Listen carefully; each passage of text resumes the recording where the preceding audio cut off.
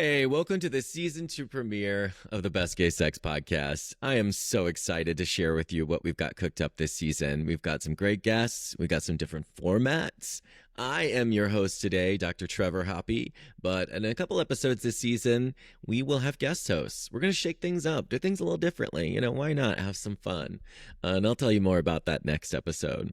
But for today, we have got an exciting conversation about queering consent with my colleague, Dr. Shantel Gabrieal Buggs, who is a sociologist and a rock star. If you haven't heard of her, you really need to look into her work because she is just a treasure. She's so freaking smart, and I think you're really going to enjoy our conversation today about what does it mean to give consent. It sounds like a yes or no, so easy, right? But if you've been in the bedroom and been faced with that, whether, the saying yes part or the saying no part, it really can be a lot more challenging in person. So we talk about some of those dynamics and how queer people do it differently. And that's the subject of our book, Unsafe Words, Queering Consent in the Me Too Era. 10 out of 10, would recommend. A little biased. I'm co-editor with Shantel, obviously, but I really do think it is an awesome collection. It's not just us writing. There's 13 fabulous essays. So just a little plug there for the book if you haven't picked it up yet. But without further ado, I'm going to turn it over to our conversation today with Dr. Shantel. I really think you're going to enjoy it. Shantel Gabrieal Buggs, welcome to the Best Gay Sex podcast. So I don't get to be Dr. Shantel? You can be Dr. Shantel Gabrieal Buggs today. Absolutely. Yes, comma PhD, baby. Yes. You have earned those letters. So I am so excited to talk to you about lots of things today, but we're going to start with some consent stuff because we had a baby together. Just this beautiful Our book. gay baby. Our gay baby. Yes, this book, Unsafe Words, Queering Consent in the Me Too Era. What does it mean to queer consent? Oh, you're asking me, like, just generally or in terms of what our goal was with the book? Yeah, I know, right? I mean, two different things. But coming off the book, what do you think this means for you? I've actually been, because I have this wonderful queer AF pin on, and I've been getting asked a lot by strangers about the pin. And so I've kind of been really thinking, I'm like, yeah, there's a lot of, I think, complexity to what the term queer means. I think ideally, queering consent would be trying to move our logics of consent out of cis heteronormative, kind of ideas and practices. But then I also think about how it can be very difficult to conceptualize doing anything outside of those norms, because even if we are not cis or hetero, we are raised within those norms, and it's kind of hard to overpower that. Yes, we live in a society. We are little fish swimming in the cis hetero waters. I think I also sit with, as a feminist, what it means to have a feminist politic when it comes to things like consent. And I think for some people who identify as queer, their particular ethic, their sexual ethic, etc., may not align with what I feel is my feminist politic. What are you thinking of there? Well, so we were just having that conversation about things like age gaps, or I think the kind of messiness around race play, or the ways that I think we really had tread some uncomfortable lines about how far does it go to allow kind of racial fetishization to be part of your own desirability and what others desire about you. I feel like we're always in this kind of conundrum of, what's the word I want to use? It's both and, we're both and everything. So it's I can fully acknowledge the ways that this body is a Black woman's body, a curvy Black woman's body with this, texture of hair makes me very appealing to people. And what are the ways that I can work that in my favor? And maybe I take pleasure in people, finding me attractive for those fetishistic reasons. But at the same time, I also recognize that them finding me attractive for those fetishistic reasons is also part of why, I talk about in my chapter in the book, that people feel very free to put their hands on me. And a conversation I was having at dinner last night, there were a couple of cis straight men at the table, and I think I'm also just it's so normalized how much sexual harassment and other kinds of things I've experienced over my life. They felt so uncomfortable hearing about it. It's just it really bothered them. And I'm for me, telling these stories, yeah, these stories suck, but I'm so used to hearing these stories, sharing these stories, that for me, it's like, this is just a normal part of It's conversation. the water in which you are swimming. Yes. It is the texture of life. And yeah, I think cis straight men definitely cannot understand what catcalling is like ever. Yeah. Because they just don't experience it. Maybe if you were walking in Boys Town here in Chicago or somewhere, you might experience just a molecule of that. But Yeah. the kind of daily. So what do you, like, we live in this society, and you're so I hear you saying, you know, there are ways you can kind of turn this to your advantage. Yeah. How do you navigate that in the way that like you're like, not only like I'm gonna sleep well tonight, also like I'm gonna sleep well thinking that the world is a little better. Like I'm In our profession, and I think a lot of other professional spaces, women who are larger bodied, women who are extremely curvy, which is therefore an extremely sexual body, are, you know, kind of encouraged to cover up, dress more conservatively, draw attention away from the fact that they are a sexualized body. I mean, it's not that I don't have lapses of confidence as a fat woman, but I kind of make it a point to like not hide my body at all. And so I constantly wear bodycon skin tight things. I will have my thigh tattoo showing. I've worn things that have, you know, midriff cutouts. And for me, I've actually like, all I needed to hear was that like a plus size student found it like so like empowering to see like a professional adult who had a similar body to them, that looked like them, that like was willing to dress in this way that's so different from all the rest of the people that they encounter. Like that I mean, I do it for me because like I like to wear those things, but it does mean something to me that like it also like is modeling something about how you can take up space and draw attention to yourself for your own.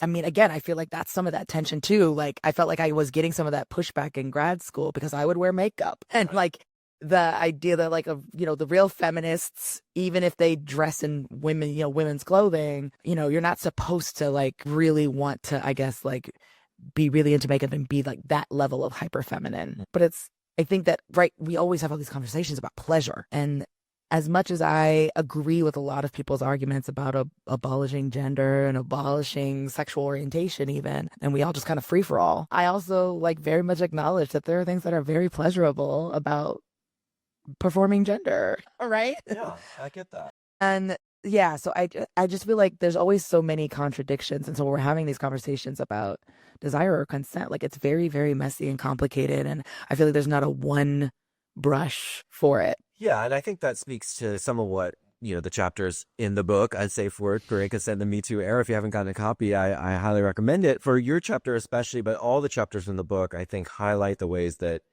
queer people do consent differently, and queer people not as a monolith, but as the many different. No, yeah. I mean, I think the book really covers such a wide variety of experiences. I mean, and I've obviously joked about this in other places. Like I felt like such a prude sometimes reading the other pieces in the book or like doing other interviews with you. Well, but because it was just like, that is not the kinds of sexual encounters I've necessarily experienced or sought out. And like, it's like we listen, we don't judge, but I don't know. I guess it's hard to imagine how I would maybe navigate some of those kinds of sexual experiences. And then I think for me personally, another thing I think about with this too is like not just the desirability component, but the risk component. Yeah.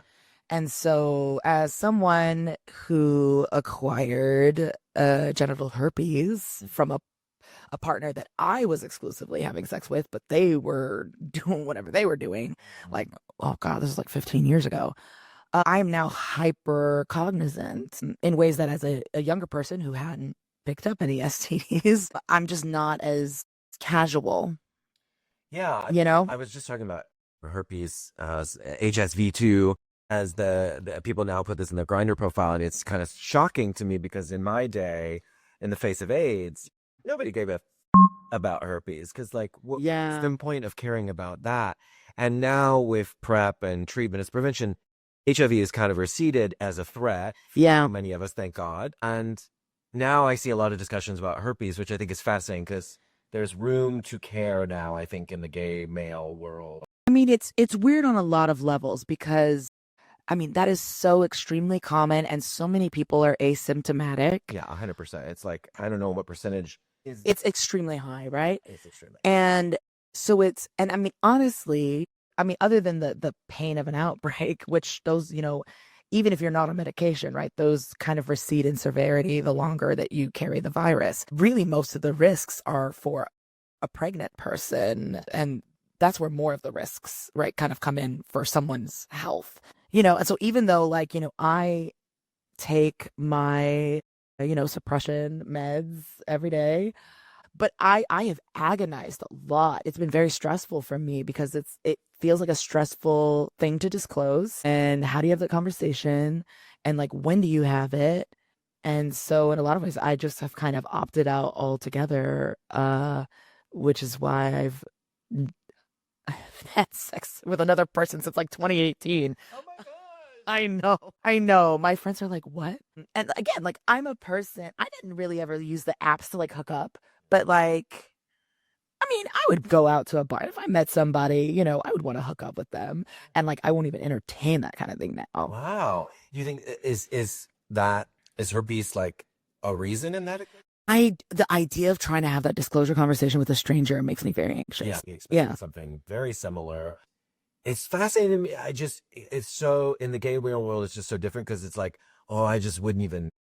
Yes. So one of my friends who's a non-binary but only has sex with men, they were just like, if you take your medication, like, why are you saying anything? Right.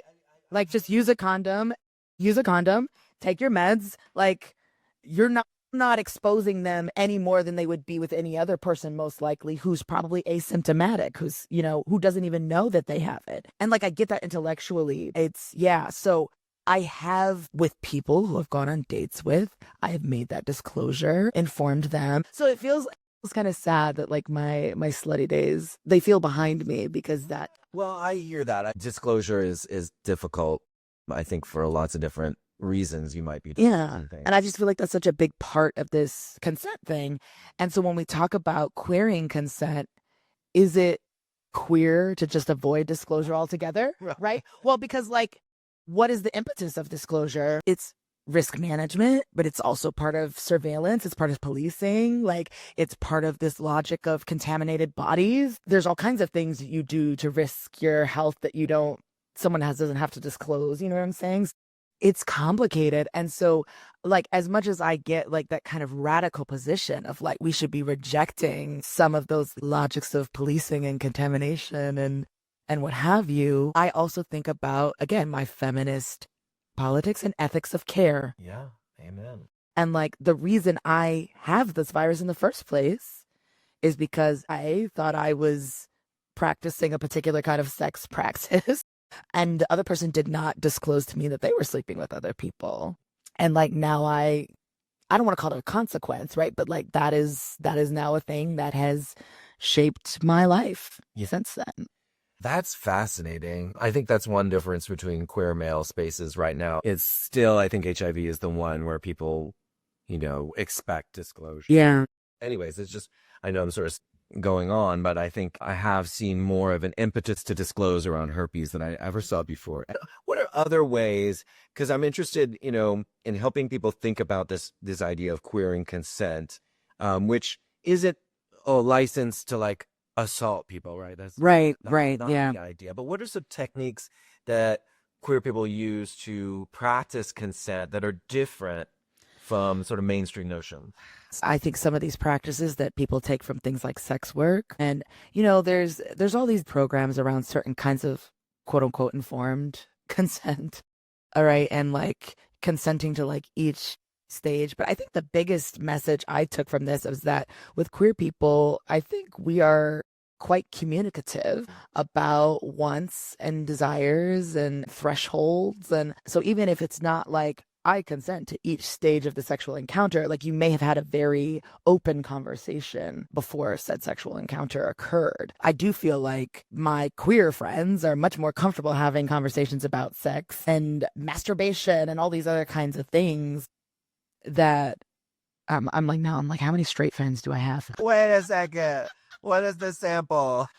Yeah, I feel that. I feel like my straight friends are just my coworkers. Frank discussion about sexuality. Yeah. And there just has to be in part because your sexuality is different from Yes. the age. Yes. So you're like, you have to speak that into existence to kind of acknowledge it. And I love, in the book we talk about like the title is about safe words. I think that's such a handy way to think about what consent could look like as an alternative model that, you have license to kind of push. Yeah. And then I have this escape button, which is, the word bucanvia or whatever your safety word is. That just does not look like how consent is thought about in the heterosexual world.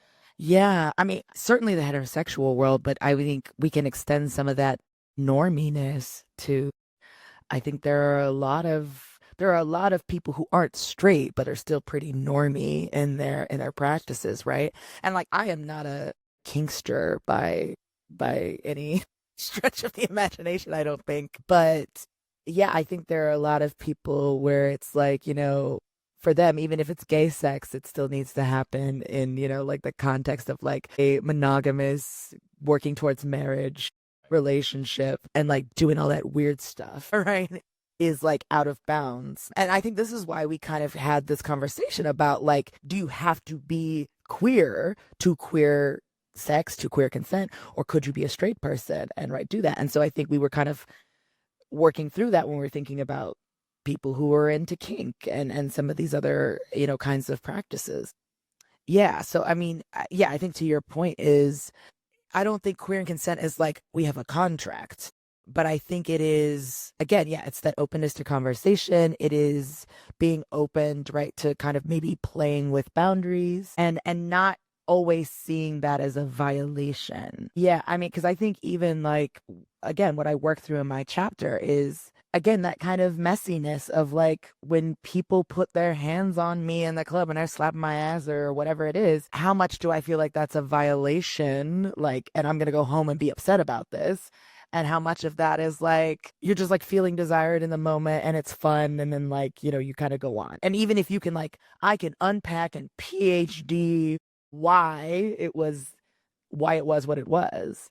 But like, I don't know, we're complicated. Humans are complicated. And even if we are people who study this, like there's just so many ways to see the same situation. And I mean, this is why there are no catch-all theories for any of this stuff. Yeah, absolutely. And that's why I think the book, at least, and not just the book, but I think in general, I think queer is to like off some of that universality. Yeah.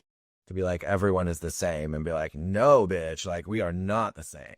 Yeah. And we need different tools to assist us to maximize the pleasure in this context that won't work or make sense. Yeah. I mean, honestly, like, I think one of the things we talk about is like, it would be way more queer if like everybody was getting very like detailed sex ed in like middle and high school. That's the queer dream, really. Like like instead of terrifying you with like pregnancy and like the worst blown up version of the STD, like the idea that you could find something pleasurable about sex, or like you were saying, like learn about sex that isn't straight sex, learn about sex that could not lead to pregnancy at all. Yeah. What would it mean for us to live in a world where everyone, straight and non-straight people, right, we're just being educated about sex instead of through, I mean, and I don't want to say there's something wrong with, I guess, learning about things through things like porn. I saw this ridiculous post on social media the other day that was talking about how young men's minds are being rotted by like pornography, but they're saying that young women are also getting brain rot from reading romance novels. They're just so angry that women are going around reading smut. And I'm like, even if, and I don't want to disagree that there probably isn't something happening with brain chemistry and your vision of how a sexual encounter should proceed because you're watching gangbang porn. I'm just like, I don't see how you could possibly think that even if it's terribly written, romance smut, that isn't stimulating your brain in a different way. I mean, a thing I've noticed, I mean, I have a little random project that's about fan fiction. And a lot of fan fiction is really just romance smut. And so this particular fandom, I've really noticed like the sexual script is just so consistent with like prioritizing the woman partner's pleasure and like multiple orgasm through like, fingering or oral sex before you even get to penetrative sex. And it's like, and I think that's a pretty consistent like formula across not just fan fiction, but I think a lot of woman oriented romance. And even if it's like sapphic romance, like there's gonna be a bunch of orgasms happening, right? And I'm just like, that is not, I think, a lot of people's like kind of normie ideas about, right, like even how sex should happen. Because you still have famous, cis straight men who will say that they will never, do oral sex on a woman, even if they expect it for themselves. So for me, I just find it really interesting. One, there's this weird like Puritan thing. I'm like, do you know the kind of shit like our generation was reading? Like, it's not just the young people now that are suddenly reading this porn. But yeah, I don't know, it's a weird thing to me because I'm like, you get that. And then you get like the stuff like have you ever seen the like alpha omega verse stuff? Oh, this stuff is fascinating. I don't know how in depth I need to get with this. Oh my God, I'm ready. Okay, so basically this emerged out of some subculture on the internet. So the Alpha Omega verse is like adopting some like werewolf lore, but it's kind of trying to adopt this idea of like the way actual, I guess, like wolves and like other canines, I guess, like they have when they mate, there's like literally like the penis can like basically lock on, right? So it's basically trying to transition that anatomy onto humans, where the alphas have these dicks that will have, I forget what the term is, but it basically like it will enlarge and then it will like latch into the vagina. So then basically like when these sex scenes happen between an alpha and an omega, the omega is the receiver, they latch and then like they're like locked together for like 20 minutes, like filling them up with semen. And this is always very descriptive part of these sex scenes. But then there's still like, I think that kind of normie aspect of like the like soulmate, once I bite you, we're forever mated, we're always together, I will always desire you, I am now off limits to any other partners kind of a thing. And then it's like a lot of these stories, I did not expect to go on this tangent like this, but I'm living. A lot of these stories will like expand the universe logics. And so a lot of them, omegas are like the discriminated, they call this your third sex. Like your third, like omegas will be like discriminated against in society. So alphas will be like the people who get the best jobs, make the most money, have the most power in society, and omegas in some of these narratives like kind of are the ones who get kind of run over because they are submissive. So they're playing with these weird ideas around consent. Like the alphas are kind of seen as like once they smell your smell, they can't control themselves, they go into rut, and it's like a whole thing, like they like almost like lose their minds with their sex drive. They have the omega characters go into heat and like also like lose themselves, like, and so there's often the characters are having these conversations about like feeling like they've lost control or feeling like they were basically under the influence and that they may have like actually assaulted a partner because they couldn't consent because it was their hormones in their body. Well, that's what I was thinking. It sounds a little bit like, I mean, the appeal of this framework is that you like get to like naturalize all this. Just take the social out of it, which I think is a fantasy in and of itself. Yes. This fan fiction, but it strikes me because young people, when I talk to a lot of young people, they're really scared about sex. Scared about sex because of the threat of violence, of assault, of the unknown. Yeah, and I feel like this is maybe why the monster fantasy books are getting so popular, because I think in some ways the monster is trying to be allegory for some of these other axes of racial and class difference in the real human world. But it also, like you said, does this weird naturalizing and fetishizing. Like I'm told, I haven't read like the Minotaur stuff. There's like this where like they're making, so that's also right. Like it is in ways we have seen historically, like people of color, especially Black people, right, have been animalized as, like these hypersexed people, you have the like these monsters. It's not just literally their genitalia that become this like sexual components of their bodies. Like the minotaur, like if their horns aren't also sexual organs, right? And so I think it's playing with such weird things. Is it a way to explore those kinds of fantasies in a race neutral framework? I think people probably feel like it's race neutral if they don't sit with the ways that these animalized imagery have a history, right? With various populations of color, not just, right? Whether we're talking about various indigenous populations being animalized, Africans being Asians, right? Like so many non-white populations throughout various colonial history, right, have had that animalization. And I think there are the roots of that still in these kind of monster stories, but it kind of gets eased over because now it's like it's in the fantasy realm. So anyway, that was my random tangent. But I'm thinking about it because for me, I was like, what does this say about young people and how they think about how sex should proceed and what their expectations should be? And also, how is this potentially setting them up for maybe disappointment or to like feel discomfort and not necessarily know how to navigate that? Because like there's a very formulaic logic to sex in these stories that I don't know if real life plays out that way. Yeah. The fantasy is its own realm. I guess I'm thinking about a lot of people when I tell them, and I'm sure you experience this too. Yeah. I'm a sociologist, and they're like, "What the is that?"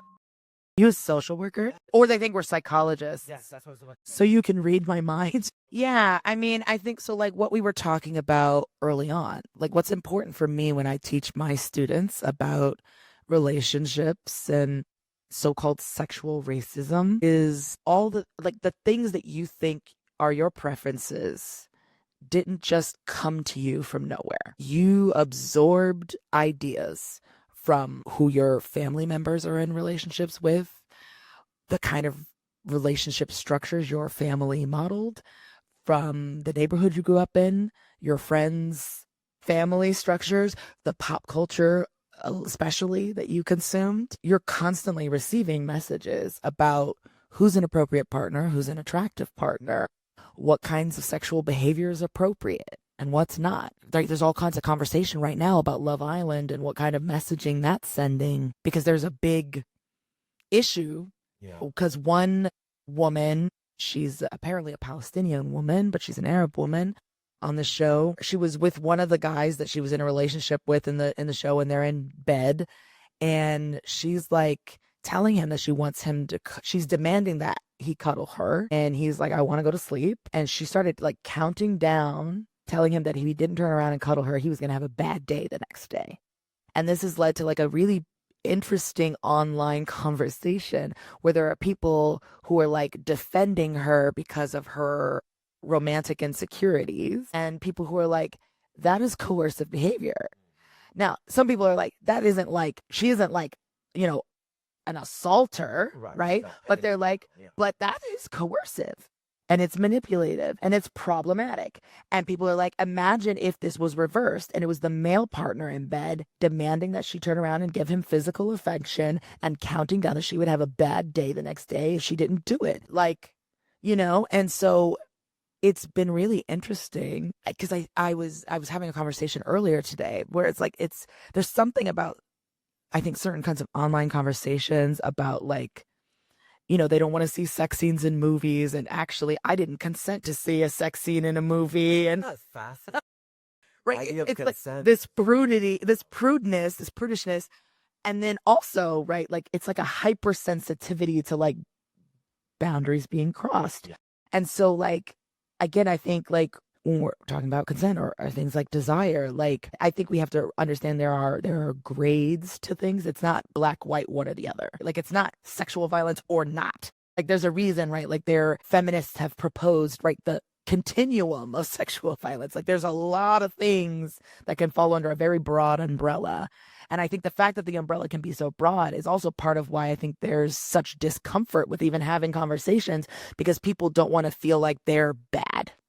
Yeah, well, of course, we all want to be the good ones, and we want to be the victims and someone else the perpetrator, even though we are always we live in a society, and especially if you're having a lot of sex, you don't always know what the other person's experience is. Yeah. And you hope it's good. Is it possible to put someone who has walked away?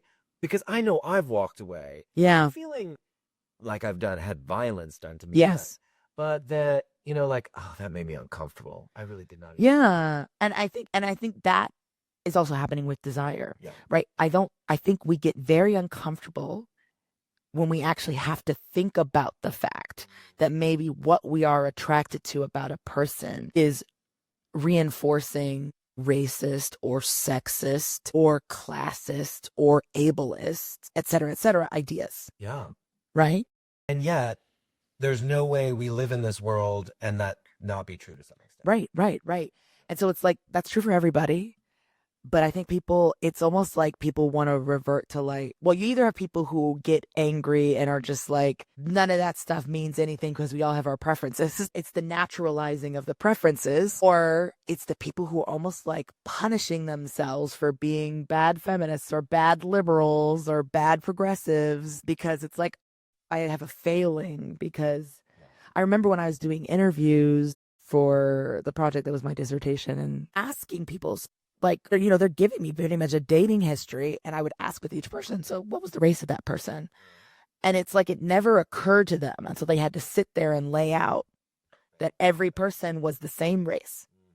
And it's like it never occurred to them until they literally sat there and had a conversation. And I think for a lot of people, it's easy to just not pay attention to things. Whereas I think, to me, it's not a bad thing to notice that a person has a race. It's not a bad thing. It's not a bad thing to notice that a person is fat. But like, I don't have a problem calling myself a fat person, but other people will get upset with me. Yeah. Like I've talked down upon myself. And then you're just reinforcing the own stigma, and like it's yeah. Like me saying that I'm fat and that not being a problem does more to remove stigma than you saying I should just never call myself that. Exactly. Yeah. What a winding road we've been on. I guess I want to give you an opportunity to talk about, like, what do you think the fundamental ways that, like, this, when we mentioned race and sexuality and desire. Yeah. Like, this is a puzzle that I feel like it's almost a third rail. Like, we can't talk about it. Well, I think part of it is because there's so many levels to desire. Like, we talk about desirability in the ways that can impact your experience in the workplace or in education. Like, we have evidence that people who are perceived, children, young people who are perceived as more attractive are given more attention from teachers or given more opportunities or allowed to speak more in class. You are, in the workplace, you may get more opportunities for promotion and raises and better jobs. And part of that desirability is not just literally, are you sexy looking or like, what do we mean by attractive? So part of what we mean by attractive is probably having no physical manifestation of disability, probably having good hygiene, what we would consider, quote, put together when it comes to clothing, and the ways that your grooming, right? Like, and there's certain boundaries, right, that can even be pushed with that, right? There's a lot more appreciation for so-called on women, right? More naturalistic makeup and naturalistic hair colors and flattering clothing than, like, if you're a fat person who doesn't have, like, I would say I have a desirable fat body because even though I have a belly and, like, kind of bigger arms, I still have, like, kind of an hourglass shape. And the sexualized parts of the body, the ass and the titties, are very big. And I think that distracts, I think, in some ways. Like, that's still a more sexually appealing body, even with the belly, right, than someone who has considered an unattractive fat body, right? Like, there's a reason that when you look at plus size models, they're all what we would call hourglass curve models. Right. Like, you very rarely have people who just, like, are, kind of more square shaped, right? And are just kind of like all belly and don't really have boobs or a butt, right? Like, that's not considered a sexy body. And what you're supposed to be ashamed of, a body that looks like that. But, like, I think we think about that in terms of, like, our ideas about sexiness, also who we want to have sex with. And we try not to think about that, like, in a school setting or in the workplace. But it's like, we have all this evidence, right? That like the more you subscribe, this is why like they're passing these crown laws, because even with hair for women of color, like you're considered more attractive, more well groomed if your hair is straight than if your hair is your natural texture. Even as like I don't think there's anybody who's more obsessive about my hair than white people. Like white people love my hair and oh, I wish my hair could do that. And I'm like, do you? You know, so it's there's just so many layers, right? So when we think about desire from a social lens, we're not just thinking about who wants to who or who is considered the most beautiful, right? Because being attractive or being acceptable isn't necessarily about being beautiful, but it is about being fitting within certain kinds of norms. And those are largely, right, able-bodied, thin, well-groomed, probably white, you know, body norms. Yeah, and I like that you threw in kind of class stuff there too, because Yeah. it costs money Yes. to look that, to Yes. the hygiene, the dressing, that all is. This is what Tressie McMillan Cottom calls the price of fabulousness, and how she talks about in that chapter how poor people are at a disadvantage because they often cannot, quote, look the part. There was this big thing that went viral in the spring. I talked about it with my fashion class, where it's this younger Black woman who I would say she's maybe mid-size is what we would call her, went to go to a job interview and she wore like just a cotton tank top with a cardigan and like some shorts. Now they're not denim shorts. They were like a kind of, you know, like a fabric short, but a lot of thigh was exposed. So they weren't like a to the knee or like a culotte, like they were short. And I get that it was hot outside. In her mind, she was like, I am covered, right? All of the necessary parts that need to be concealed. Like it wasn't a low cut tank top. You know, her arms were covered in the cardigan. Technically, she was appropriate, right? For being in public. But was she appropriate for a job interview? So her whole thing going viral was that she was dress coded for her job interview. She literally showed up in that outfit. They asked her if she wanted to go home and change and reschedule the interview.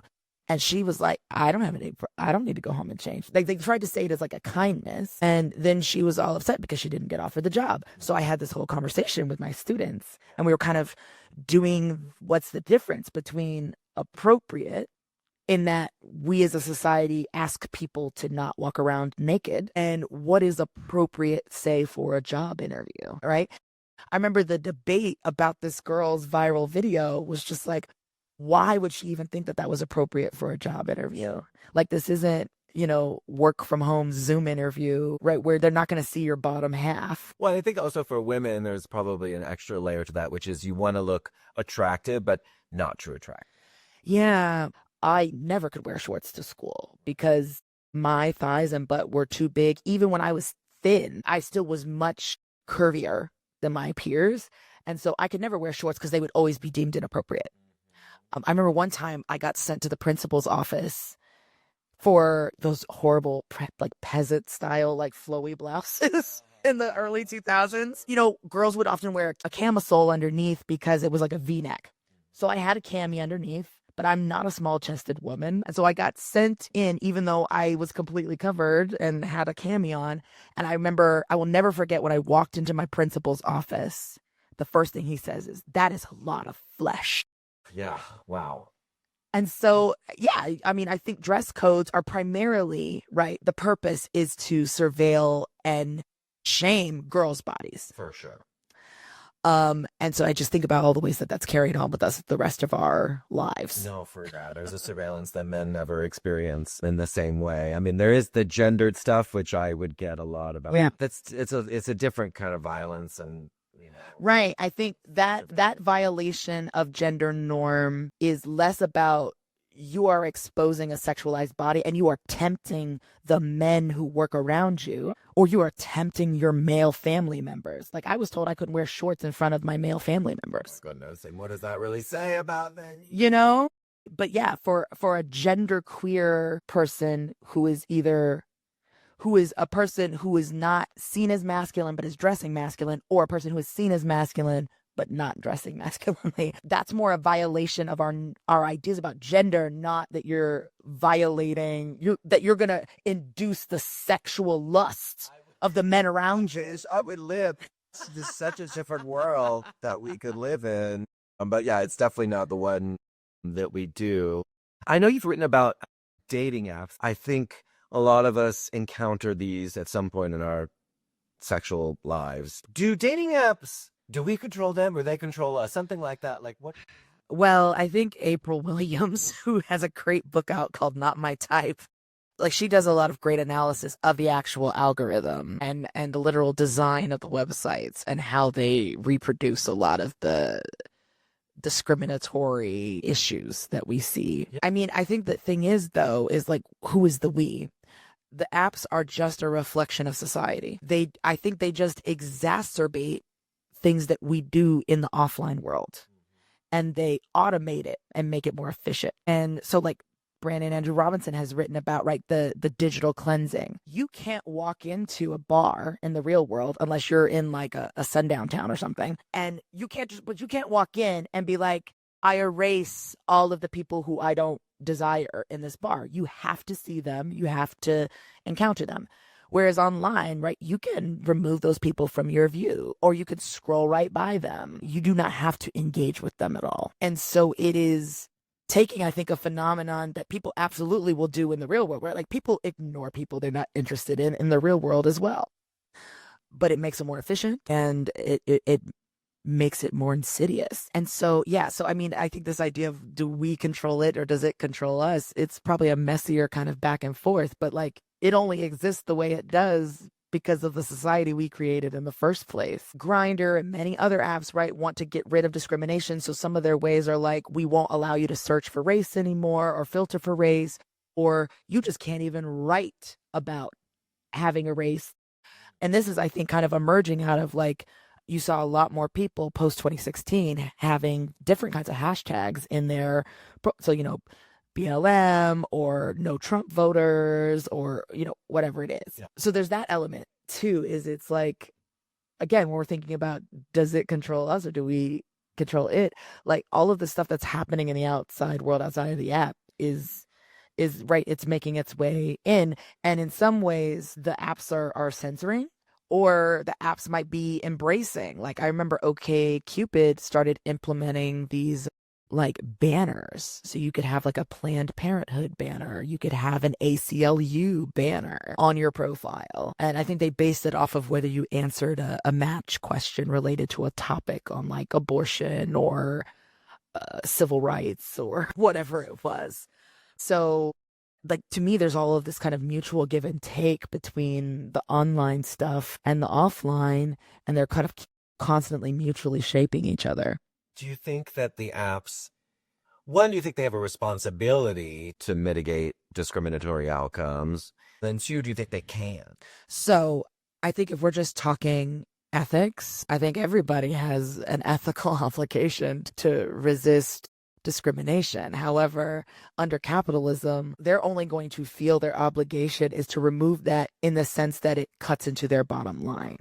So how much can we censor the discrimination that we know happens offline on this app before it starts to cut into users, advertisers, clicks, etc.? More of that Kinder Grinder campaign was happening during the first wave of BLM. And we saw more brands, more corporations jumping on that during the second wave, the 2020 wave of BLM. And now we're in that retrenchment phase and all of the brands are backing off. Well, they're done. Yeah, that's for sure. I feel that.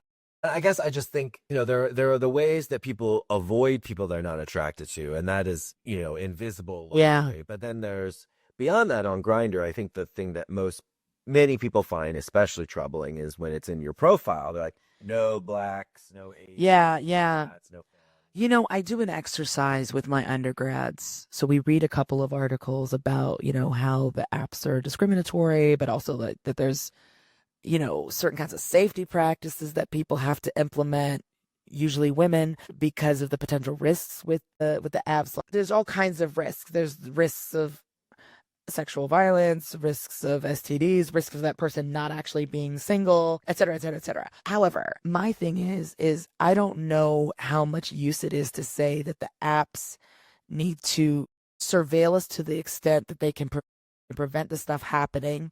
Because to me, that doesn't change anything about society. These things are not going to change until society changes. And so even if, say, the apps provide repercussions, like there have been people who've said that serial harassers on the apps need to be banned from being able to create new profiles. Or like if someone has engaged in sexual assault, they need to be banned from being able to create a new profile. But like, how are the apps going to enforce that without extra surveillance? Yep.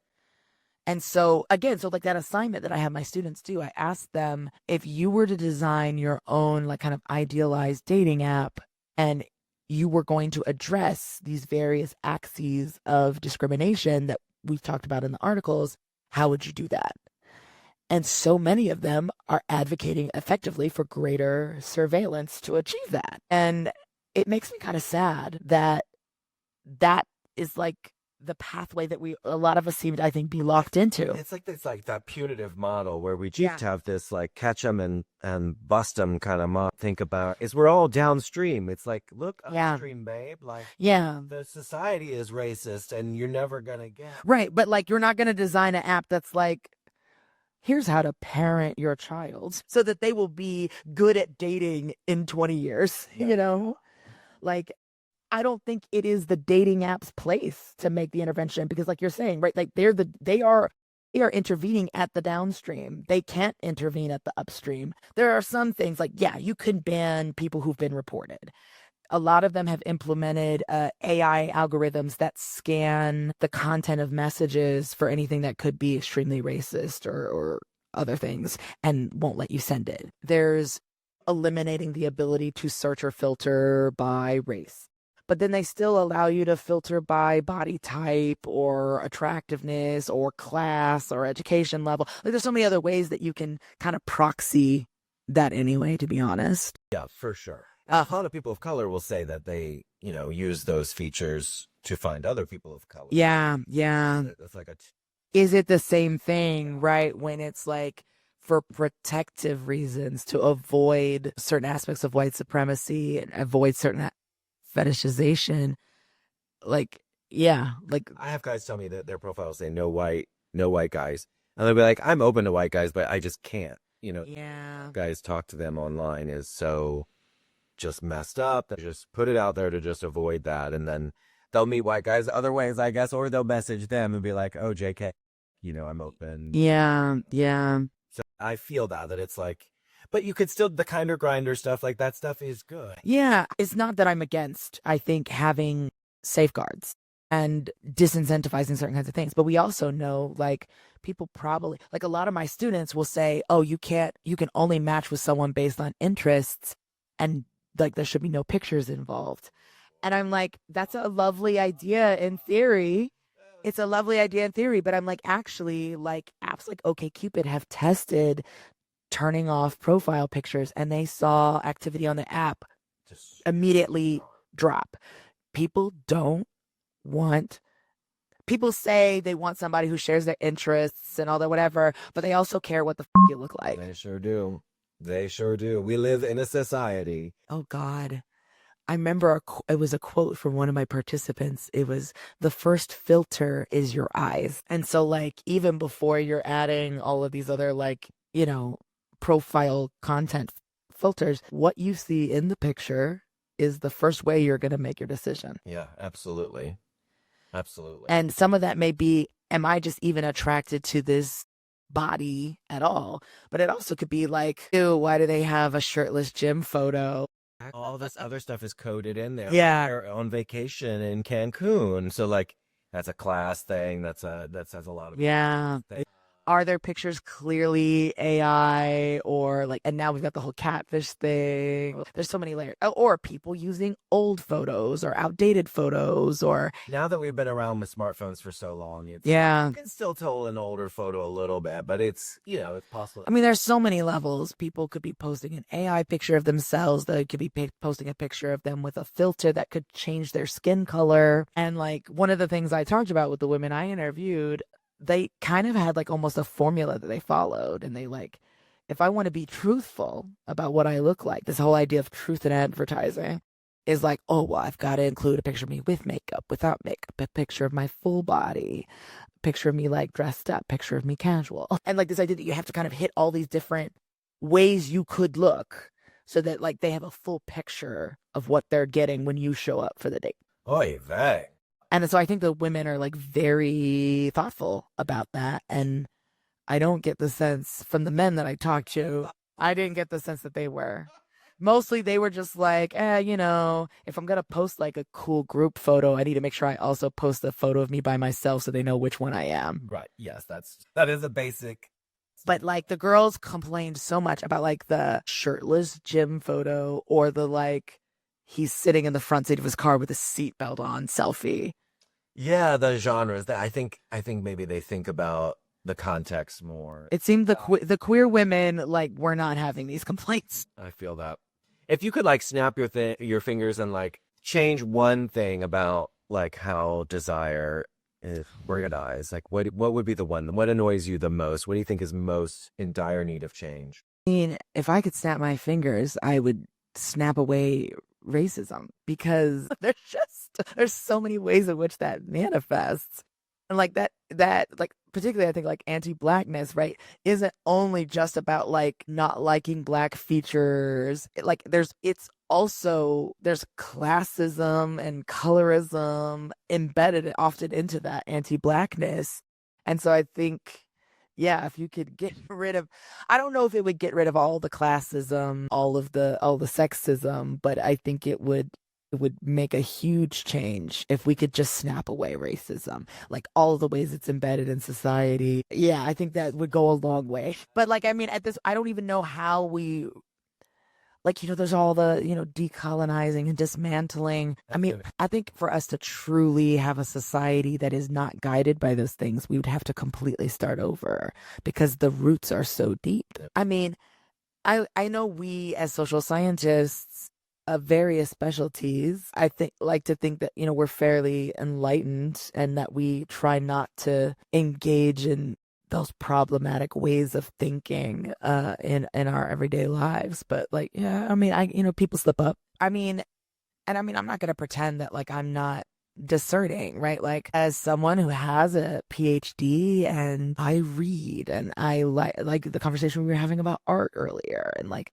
so like that is the kind of intellectual stimulation I would appreciate from a partner. And like it probably makes me classist to some extent, right? To want that, because who are going to be the kinds of people who probably share a lot of my cultural interests, right? My cultural interests and my political values, you know? And so does that make me bougie? Maybe. You know, and like, so yeah, I sit with the tension of that. There was actually honestly a point, I'm less agonizing about it now, but I remember there was a point when I was in grad school, I used to feel like if I was really committed to my principles, then I had to date people who didn't have my same level of education and like maybe were more working. Like I had to be open to dating people who were working class. And again, this is not to say, right, that working class people don't have artistic interests and tastes. And like my father, I think, is a great example of a person who is very interested in those things. But I felt like if I am not going to be anti-black and I'm not going to be like some, you know, elitist piece of shit, then like I have to be open to partners who are, you know, the bartender or some other kind of person who is not comparable, right, to me in education. And at this point in my life, in income. As a grad student, I was pretty broke. So, right, like it's like we all broke. It ain't that big a deal. But at this point, like I am both economically a lot more well off than the vast majority of Americans, just because of how bad income inequality is in this country. Like I'm not actually rich. I'm just I have a lot of debt, but like income wise, yes, absolutely. Yes. Whittled away to almost nothing. Yes. So like, yeah. So it's like I have, and because I've traveled and I have a certain kind of life experience, like there's all of these things, right, that put me in a certain socioeconomic position. And so, yeah, it's like, it would probably be easiest to partner with another professional. because we kind of gone through the same things, probably have similar kinds of interests and exposure and like level of conversation, et cetera, et cetera.